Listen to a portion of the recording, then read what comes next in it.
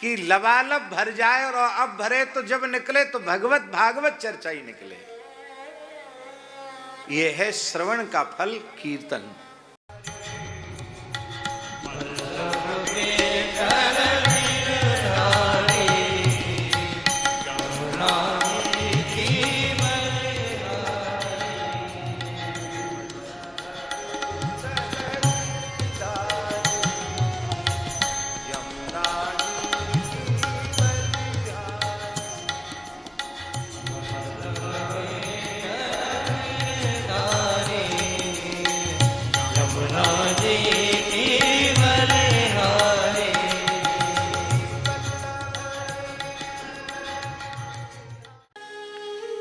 देखिए, पहले 3 साधन बताए, श्रवण, कीर्तन और स्मरण।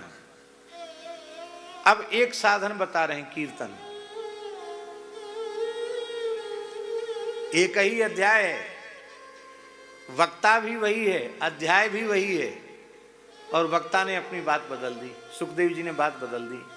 पहले 3 साधन बताए, अब एक साधन बता रहे हैं।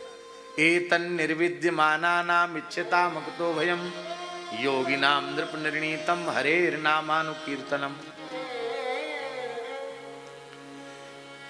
इसका आशय यह मत समझ लेना कि कीर्तन निरर्थक है, श्रवण निरर्थक है और स्मरण निरर्थक है। यहां सुखदेव जी कहना, गुरु जी ये चाहते हैं कि कीर्तन अंगी है और श्रवण और स्मरण ये दोनों उसके अंग हैं। तिवारी जी, अंग अंगी भाव में अंगी ही मुख्य होता है। अंग के बिना अंगी रह सकता है, पर अंगी के बिना अंग नहीं रह सकता।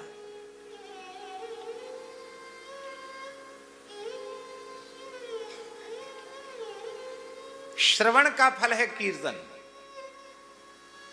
हम इतना सुने, इतना सुने, इतना सुने कि हमारे हृदय में जो संसार भरा हुआ है ये बाहर निकल जाए। लबालब भगवत भागवत चरित्र चरितामृत ही परिपूरित हो जाए, भर जाए, और इतना भर जाए कि जब वाणी मुखरित हो तो भगवन नाम भगवत चरित्र ही वाणी से प्रकट हो, पर निंदा पर चर्चा प्रकट न हो। जब मन में भगवान भरे हुए नहीं होते हैं तो कथा वार्ता के नाम पर भी पर निंदा पर चर्चा निकलती है, भगवान की बात नहीं निकलती है। चाहे जितना बड़ा शास्त्रों का पंडित ही क्यों न हो, मन यदि राग द्वेष से भरा हुआ है तो जो भीतर भरा हुआ होगा वही वाणी से निकलेगा। लोग 3 घंटे 4 घंटे कथा में बैठते हैं, अच्छी बात है, बैठना चाहिए, और कथा से उठते ही फिर संसार की चर्चा शुरू। अरे भाई, तो आपने सुना क्या? ऐसे सुनो कि हृदय में ऐसी चर्चा भर जाए कि कथा से उठो, पति पत्नी चर्चा करें तो भगवत चर्चा करें, भाई बहन चर्चा करें तो आज हमने कथा में ये बात सुनी, पिता पुत्र चर्चा करें तो भगवत चर्चा करें, भाई भाई चर्चा करें तो भगवत चर्चा करें, मित्र मित्र से चर्चा करे तो भगवत चर्चा करे। यह है सुनने का फल। श्रवण के बाद कीर्तन आरंभ हो जाए।